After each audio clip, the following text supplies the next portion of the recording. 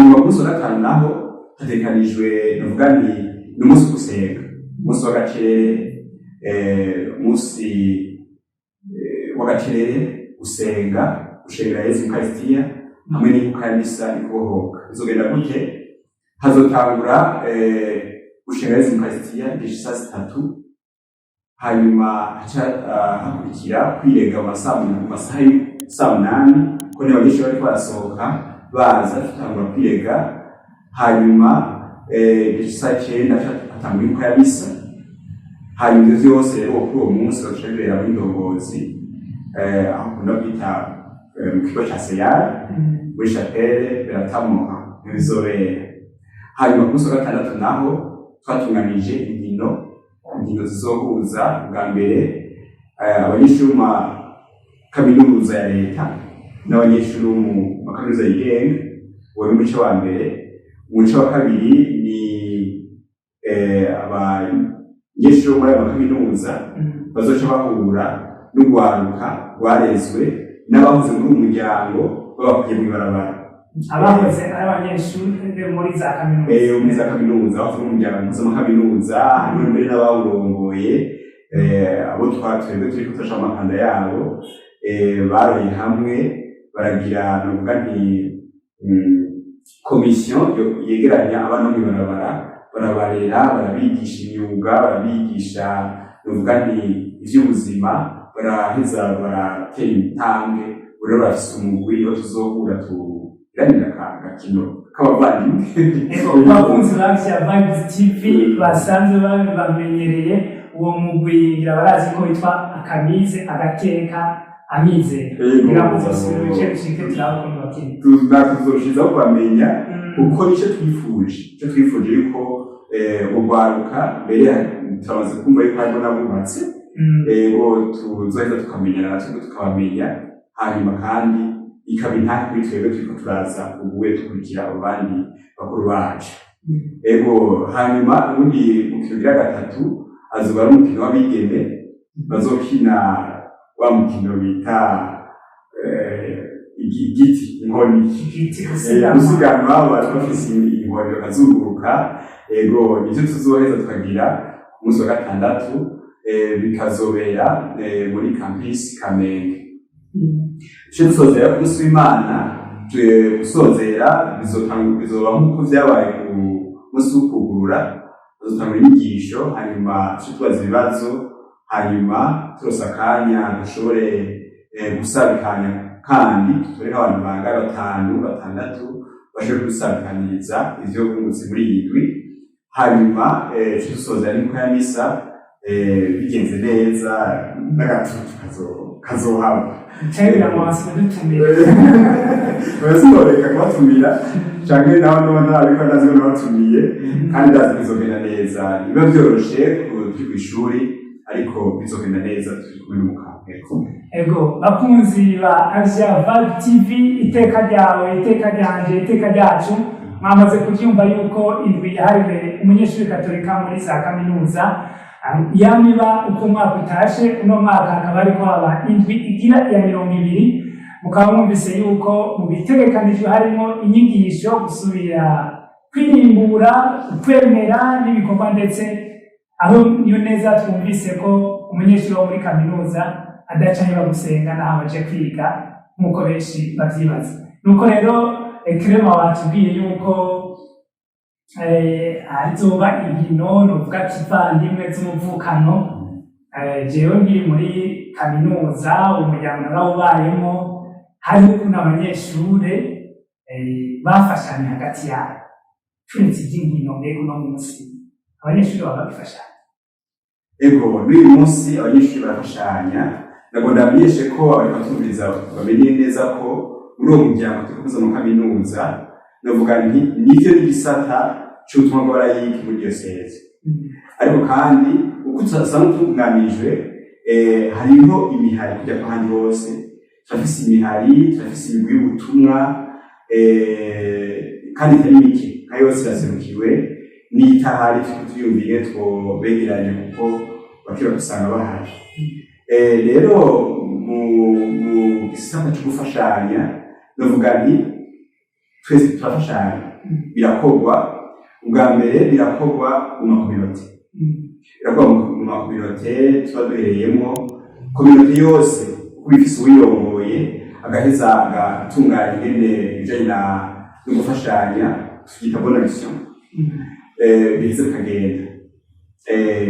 Hanyuma babitunganije bakamenyesha urwego mpuzamakaminoza kugira ngo turabe yuko gufashanya ko baraheza bakagiranira hamwe bakabikora ku munsi umwe, bakabikora ku munsi umwe ikaba nka evenement, ikaba nk'igikorwa nyene c'uwo munsi wiharije.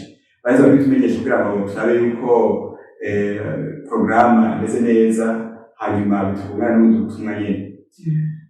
Ubundi buce bwa kabiri ni ku bijanye n'imihari n'imigwi.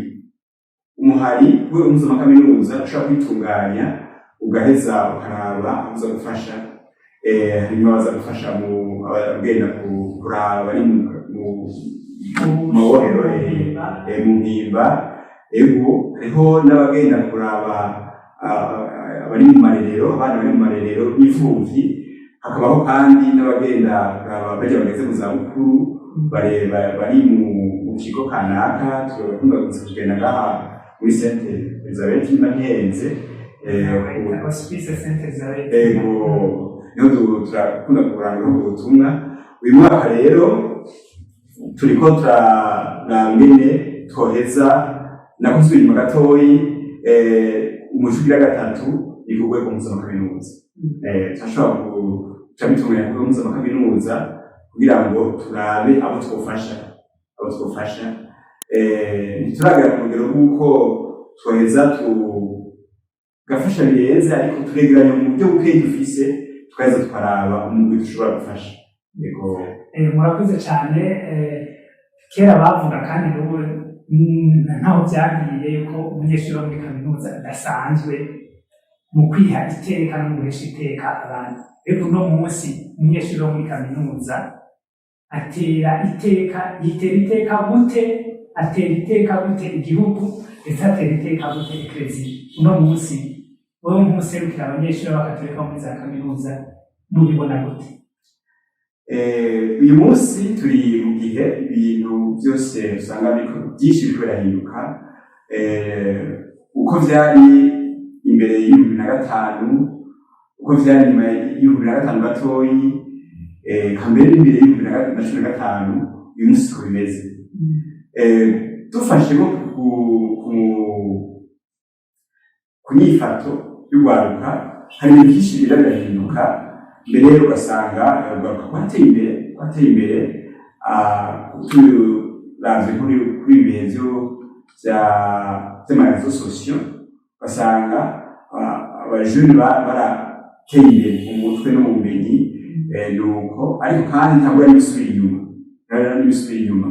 Ariko co nkenguruka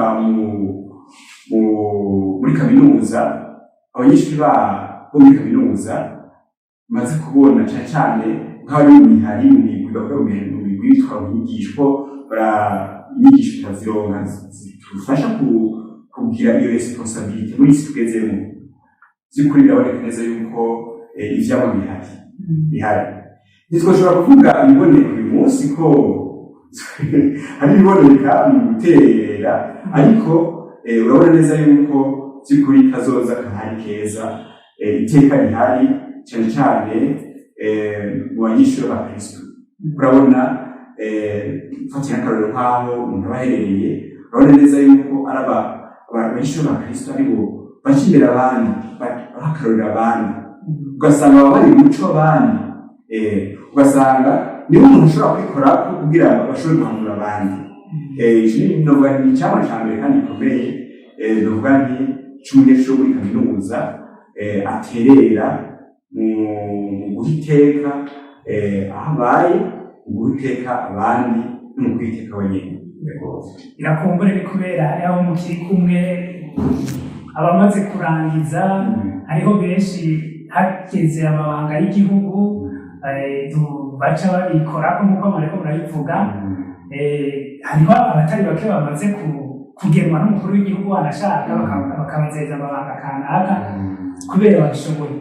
None rero wavuze ati n'ibihungabanya ntibibura, mbega naho hoba hari ibihungabanya no munsi umunyeshuri wo muri kaminuza yoca yitwara nk'abatemera nk'abahakana no munsi abanyeshuri bo muri za kaminuza b'abakristo ko ibihungabanya byuzuye ari byinshi woca bitwara cyangwa bitwara cyo kimwe n'abatari abakristo b'abapagani.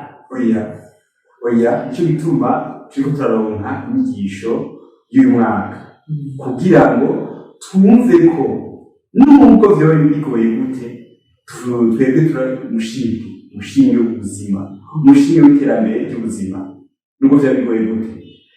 Hari igihe bitaba vyoshe gutahura mugabo uravye inyifato abajene b'abakatolika abajene basenga bagira biraboneka neza yuko bafise umwizero ko iyo bizoja hose dutazogenda neza kuko uravye biraboneka ko bafise umwizero muri Yesu Kristo.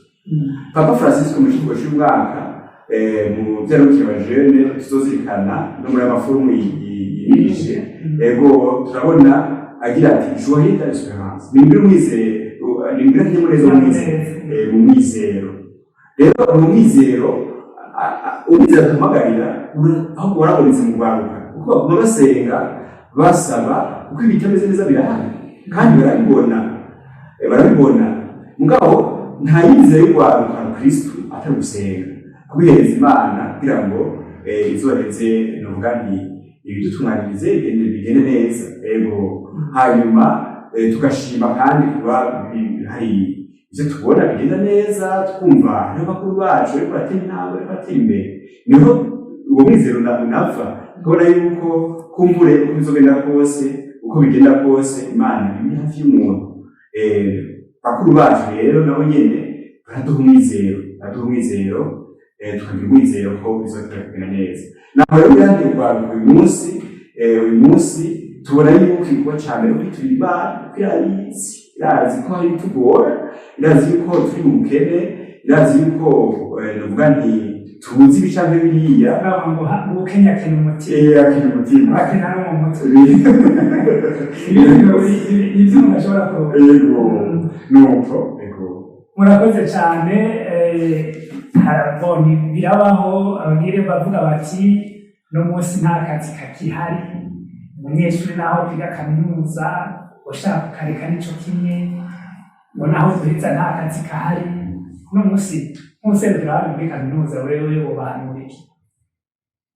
Jewe co mfise novuga nti na experience canke ntahe kuko jewe nishe secondaire naramaze imyaka 6 ntarashobora kuza kwiga mu kaminuza ndi ruguru shomereye ruguru mu muryango mutoyi uciye hagufi ariko novuga nti ico gihe cose cyabaye igihe ahubwo cantangaje kuko naguma numva jewe nigeze kwiga harimo n'abo nabwiye ko ngiye kwiga ntibavyemera bagati none aya mafaranga ngiye kono ishuri uratakazi kahari bavyiyumviye neza mugabo narumva yuko nuko shaka ikintu usanzwe ufise mu mutima kandi nafise umwizero kandi bikagenda neza ko mburenzo bigaruka mu kindi gihe mushintahe. Rero uyu munsi nubwira urwaruka yuko tukwiyeho Imana iradukunda kandi dufise umugambi ni ukuri nta muntu n'umwe Imana yaremye itamwimviriye nta muntu n'umwe yaje giturumbuka nka kwisi ifise umugambi kandi ubuhoho rero novuga nti biranakomeye kuko muri iterambere turaraba aho tugeze mu iterambere hanyuma umwe wese agira ati jewe aho mbona bigeze noterera iki noterera iki shitsana noterera iki ariko rero ico bisaba ni guhinduka hanyuma tukahindura ingendo tukaraba aho ibintu biba bitagenda neza tugatuma nk'abakristu nawe nidushitse muri ibi twaheza ego urakoze cyane. Bimwe mu byo ino televiziyo Asia Vibe TV yihaye ni uguhesha iteka umuntu wese uko ari kose uko afise agateka imbere y'Imana. None rero waba warahejeje kaminuza waba ukiyiga ubu mufise iteka nagomba rero gusaba uno munsi Clement aserukira abanyeshuri muri za kaminuza ibimwe mu vyama vy'iteleviziyo niyo gushikiriza novuga ibiganiro bituma umuntu agira uwo mwizero. None rero ndagusabe utumirire abanyeshuri bo muri za kaminuza bazoze barakurikirana ino televiziyo ibiganiro vyayo bati bagiye kuza baragira no kuri sabone kugira ngo baze bararonka novuga amakuru mashasha. Murakoze cyane, tuzobikora sanga inyuma aho yari imiryango Afurika mu kaminuza turamaze gufita n'abagenzi mu yandi madiyoseze. Gitega muri diyoseze ya Gikuru ya Gitega hari imiryango Afurika mu kaminuza kandi ikomeye uriko urakora. Hanyuma n'ayandi madiyoseze twizeye yuko bizotangura nk'ubu tumaze kwiyumvira iyi ndwi twatumiye abari basukurira imiryango yo muri diyoseze ya Bururi mu makaminuza ari muri diyoseze ya Bururi. Twatumiye ab'Igitega bo basanzwe bari hamwe n'uw'Ingozi twaravuganye, ariko kumva z'uko ukwimuza bitoroshe barambwiye ko bitokunda, ariko barambwira yuko turi kumwe kubisabisha. None rero murakoze nijyambere nje kuri televiziyo, ariko bari bahimbariye kandi ndazi yuko bizogenda neza, tuzoza tubimenyesha abandi nabo bandi bose hariya mu yandi madiyoseze, tuzobabwira yuko hari televiziyo tugenewe hanyuma bigende neza. Mutibagira kugira sabone, kugira amakomante no gupartaje no ku bandi kugira ngo ibiganiro biguma bigenda neza. Nuko rero bakunzi ba Asia Vibe TV, iteka ryawe, iteka ryanje, iteka ryacu, naha dusozereye ikiganiro twariko turagira mu munsi. Dushimire umuvukanyi wacu Clement aserukira abanyeshuri b'Abakatolika bo muri za kaminuza zitandukanye. Twagiye kuramutsa abari muri kaminuza y'Ingozi, abari muri kaminuza z'Igitega, za Jere, Rutana n'ahandi tutire turavuga umunyeshuri wo muri kaminuza wese yiyumve. Reka ndetse turamutsa n'abaciye muri izo kaminuza. Tukazosubira mu kindi kiganiro ndetse no mu bindi biganiro bibandanya bihesha iteka umunyeshuri wo muri kaminuza ndetse n'abantu bose. Murakoze.